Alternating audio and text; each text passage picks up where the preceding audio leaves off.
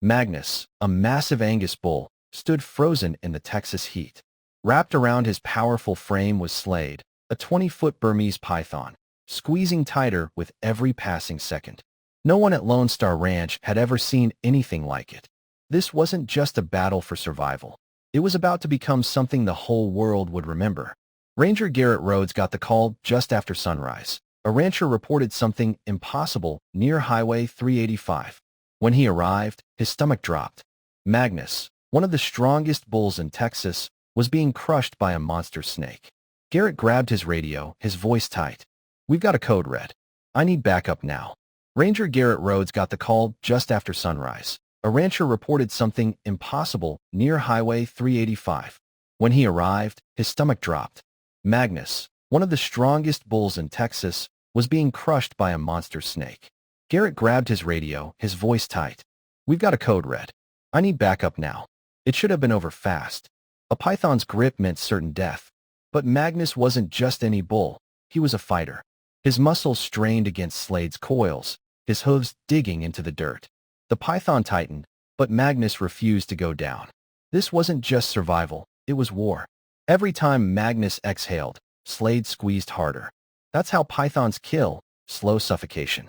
But Magnus did something no one expected. Instead of panicking, he moved. One slow, painful step at a time, he dragged himself and the massive snake toward the ancient sentinel oak. He had a plan. Magnus reached the tree and did the unthinkable. He pressed Slade's head against the rough bark and started rubbing.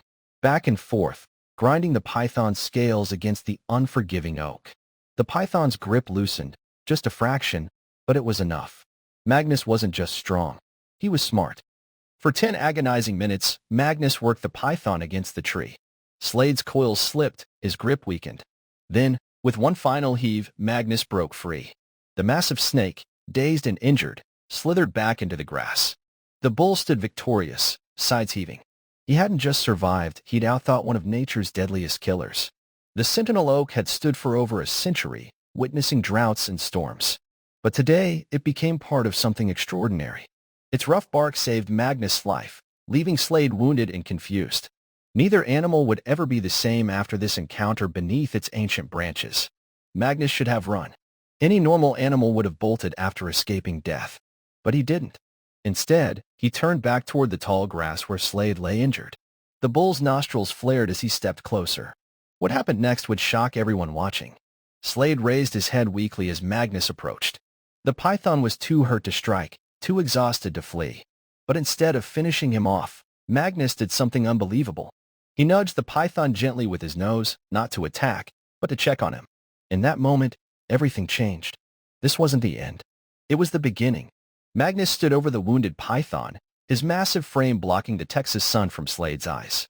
Every instinct said to flee, but something deeper held him there. As rangers arrived with dart guns ready, they froze. The bull who should have been terrified was now standing guard over his would-be killer. Blood seeped from gashes on the python's head where bark had torn his scales. Dr. Lauren Brooks pushed through the shocked rangers, her medical kit in hand. "That bull didn't just escape," she whispered. "He let the python live." The depth of this moment hit her. Nature had just rewritten its own rules before their eyes. Slade remained motionless as Dr. Lauren approached, but Magnus stepped between them with a warning snort. Then came the miracle. The python lowered its head in submission. Not to the humans, but to the bull. Some unspoken understanding passed between natural enemies that day on the dusty Texas plain. When Magnus gently pushed Slade with his wet nose, wildlife biologist Aaron Pierce dropped his clipboard. "They're communicating," he breathed. This wasn't just survival behavior, it was recognition. A bond forming between species that should never have connected. The cameras kept rolling as science textbooks became obsolete. Garrett Rhodes holstered his pistol slowly, his ranger instincts warring with what he witnessed. "That python could have killed him," he said to no one. "And that bull could have crushed it after." His calloused hand rubbed his stubble. "So why are they acting like? The word stuck in his throat. Friends. "They're not just tolerating each other," Dr. Lauren told the skeptical team, her fingers tracing Slade's healing wounds. "They're choosing this." Her colleagues scoffed. Animals didn't form cross-species bonds like this. But the proof stood before them. a bull and python moving together like partners in some ancient dance. Old Hal Whitman spat tobacco as he surveyed the scene on his ranch. Y'all want to euthanize that snake? He shook his head. Not while Magnus says no. Against all advice, the stubborn rancher converted 40 acres into a sanctuary that day. Some called him crazy. Others called him the only sane one left. State wildlife officials arrived with paperwork, claiming jurisdiction over the invasive python. Hal met them at his gate with a shotgun across his lap. That snake stays with the bull, he growled.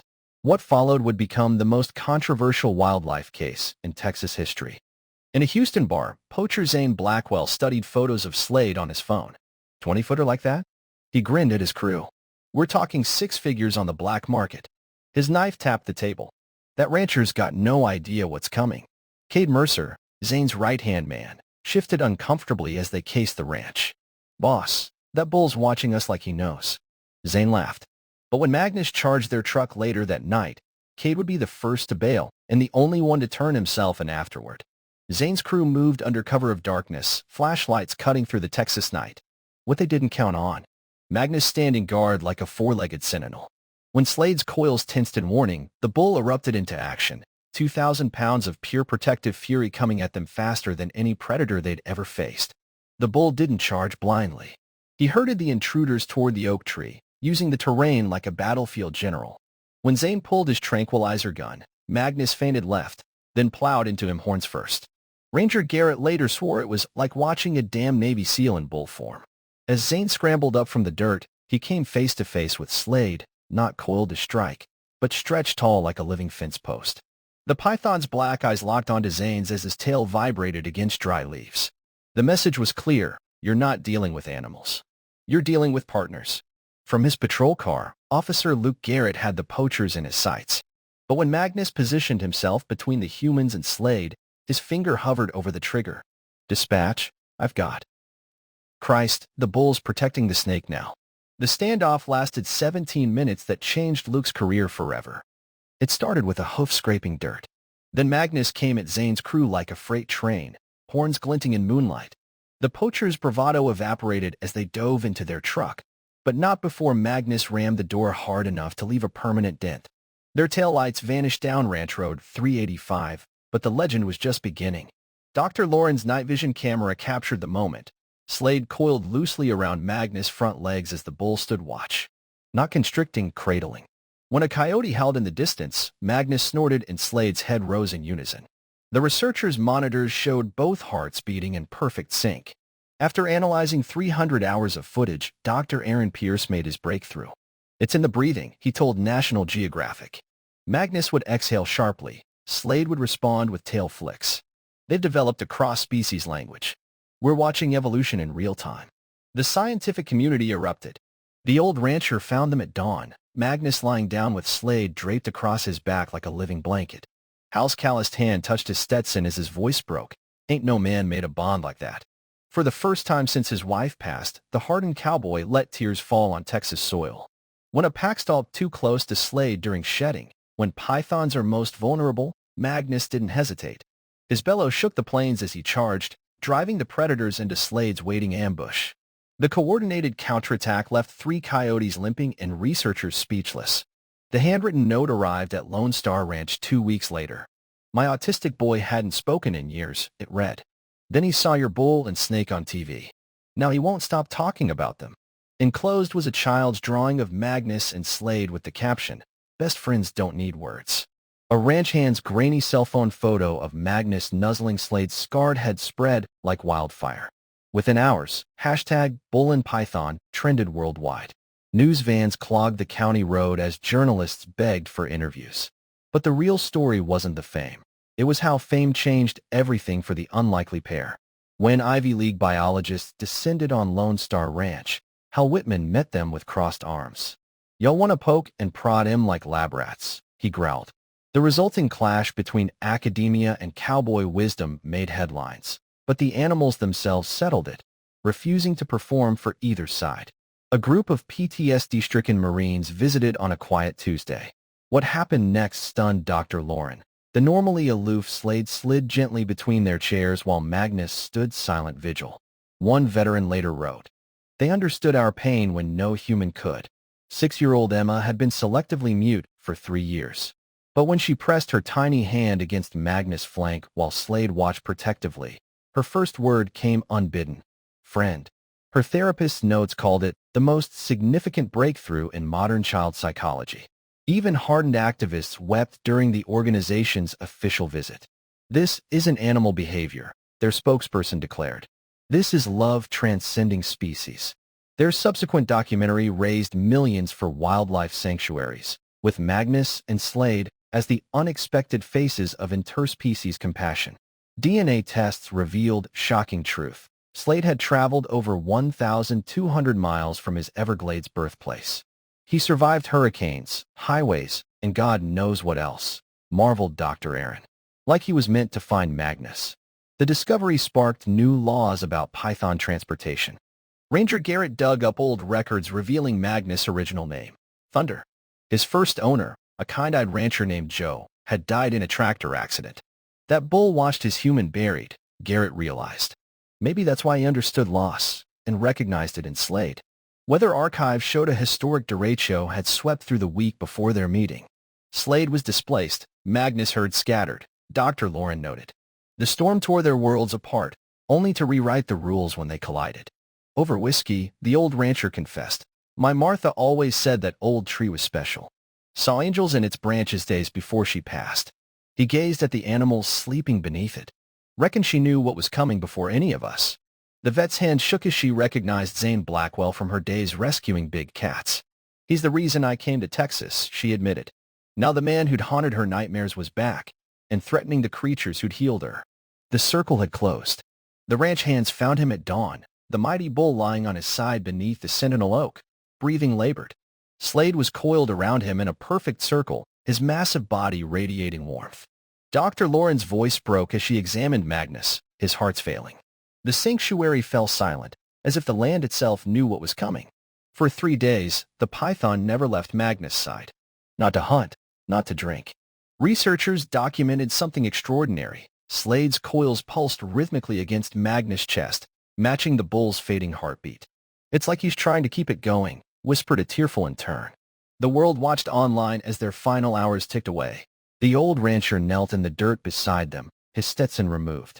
"I'll keep him safe for you," he murmured to Slade, running a calloused hand down Magnus' face. The python lifted his head, tasting Hal's tears in the air. Some say the sentinel oak's branches creaked in agreement that night, though there was no wind. After Magnus passed, Slade vanished for 9 days. Ranch hands searched every inch of the 40-acre sanctuary until they found him, draped across the bull's freshly dug grave. When approached, the python reared up in warning for the first time in years. Hal gave the order, "Let him be. Some goodbyes ain't meant for watching." A week later, Hal discovered a single golden eagle feather resting on the disturbed earth.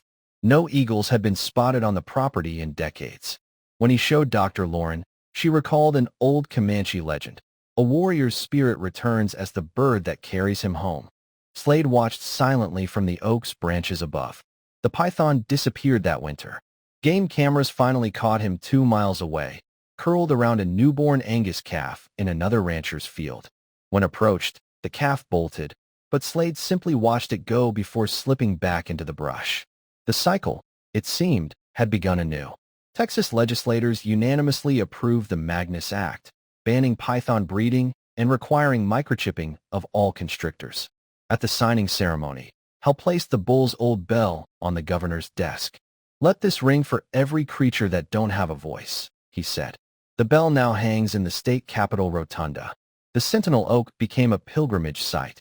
Visitors leave tokens at its base, children's drawings, military dog tags, handwritten notes. Hal built a simple bench facing west. "Sit a while," the plaque reads, "and listen for the heartbeat of the land." Some swear they still hear Magnus' deep exhales in the wind. Dr. Lauren keeps their story in every lecture. If a bull and python can find kinship across the divide of nature itself, what hope might there be for us? She shows their final photo together, Magnus' massive head resting on Slade's coiled body. Love speaks in languages we're still learning to hear. Every spring, ranchers report strange sightings. A massive python seen near calving pastures, always watching, never threatening. Some calves bear Magnus' distinctive white markings. And on quiet nights near the Sentinel Oak, Old Hal claims he can still hear it. The deep rumble of a bull's contented sigh, answered by the whisper of scales on bark. The world called it a miracle. Texas just calls it love.